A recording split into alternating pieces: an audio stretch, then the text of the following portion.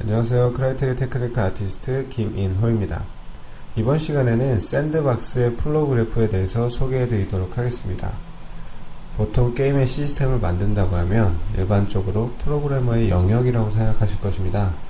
예를 들어서 게임상에서 플레이어가 특정 구역에 들어가면 독에 오염이 되어서 에너지가 감소하는 것들은 보통 프로그래머가 시스템을 만들어주는 것이 일반적입니다.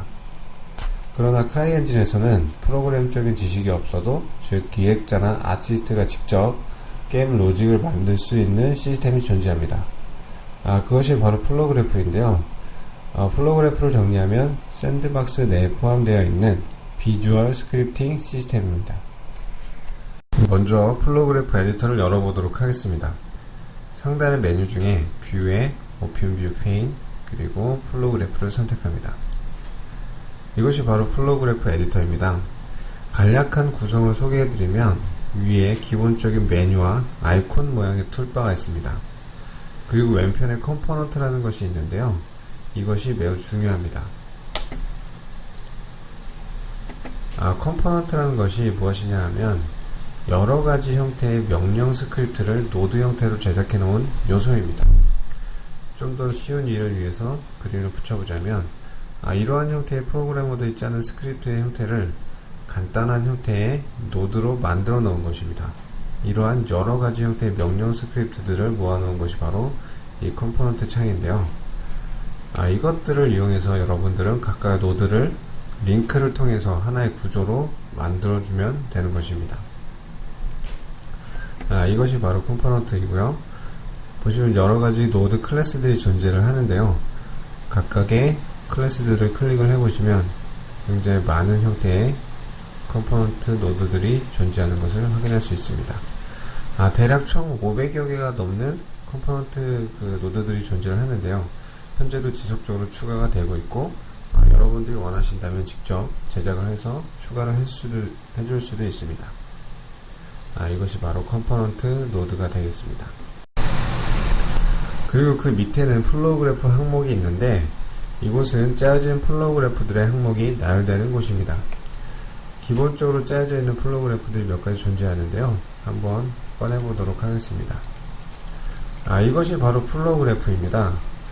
앞서 말씀드린 대로 각각의 명령 스크립트들의 노드를 링크의 형태로 연결을 해서 하나의 시스템을 만들어주는 구조입니다. 이러한 형태의 플로그래프들이 하나하나 차곡차곡 쌓인 곳이 바로 이 플로그래프라는 항목입니다. 여러분들이 만드는 것들도 바로 이곳에 하나씩 쌓여 나갈 것입니다. 그리고 오른편에 보시면 인풋과 서치라는 것이 있는데요. 인풋의 경우는 각각의 노드들을 클릭을 했을 때 이 노드가 어떠한 역할을 하는 노드인지에 대한 설명과, 그리고 이 노드가 가지고 있는 여러가지 옵션 값들을 직접 만질 수 있는 프로퍼티가 나타납니다.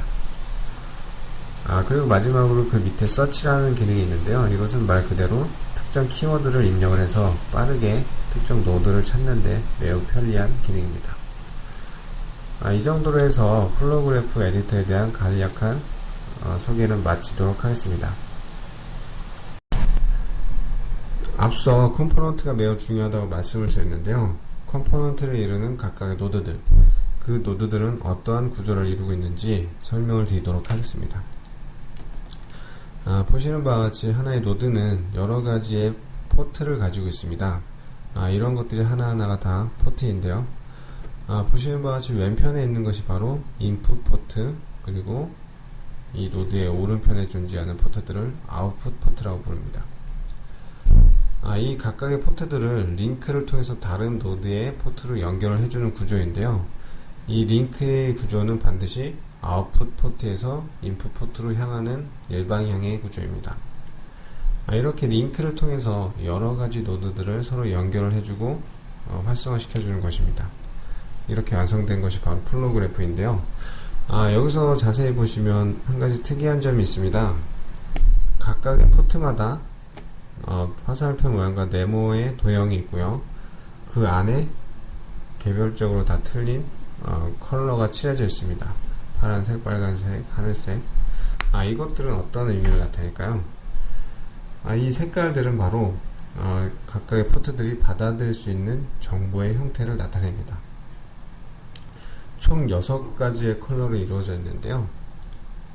보시는 바와 같이 파란색은 불값, 빨간색은 인티저 값, 그리고 회색은 플롯, 이러한 형태로 각각의 색깔별로 받아들일 수 있는 정보의 형태가 정해져 있습니다. 이것들은 생소하신 분들도 계실 건데요. 사용을 하시다 보면 자연스럽게 익혀지는 부분이니까 크게 걱정하실 것은 없습니다. 예를 들어서 포스트잇 등에 간단히 적어 놓으시면은 언제든지 보실 수 있으니까 큰 문제는 되지 않을 거라고 생각합니다.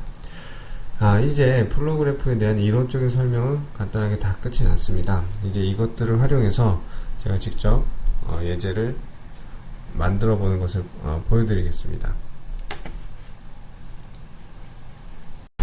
이제 직접 예제를 통해서 플로그래프를 보여드리도록 하겠습니다. 하나의 함정 시스템을 제가 만들 건데요. 먼저 사용될 준비물들을 먼저 세팅해 보겠습니다. 엔티티에 밑에 트리거가 있습니다. 프록시미티 트리거를 하나 꺼내고요.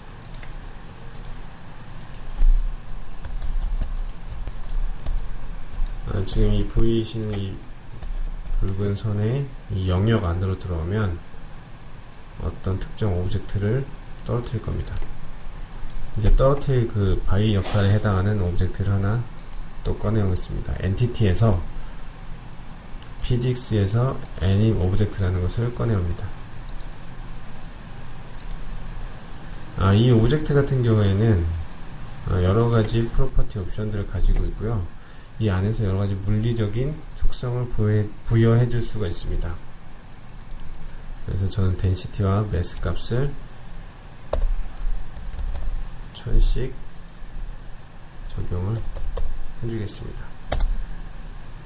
이제 이 공은 이 물리적인 힘을 받는 하나의 실제 오브젝트 같은 역할을 하게 됩니다. 이 공을 공중에다 적당히 띄워놓고요.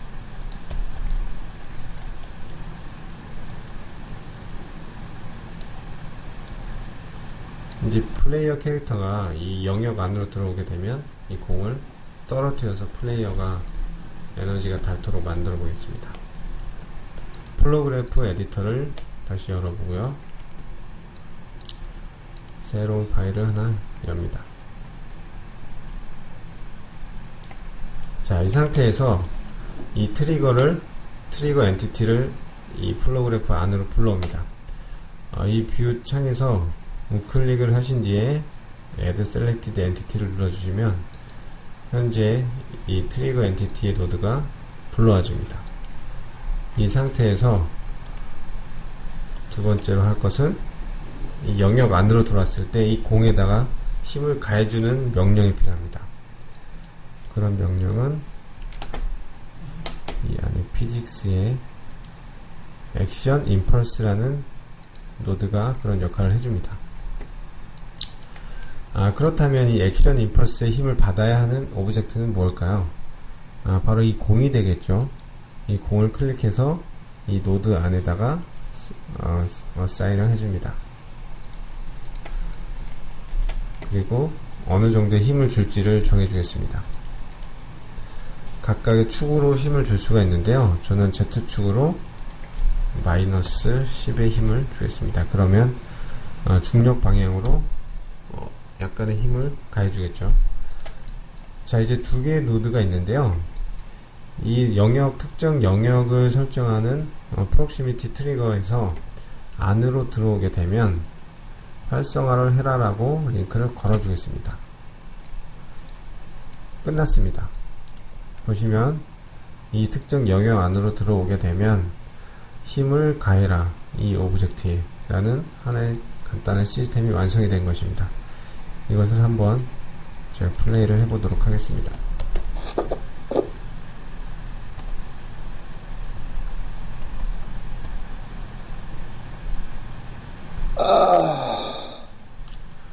자, 이렇게 간단하게 함정 시스템을 만들었습니다.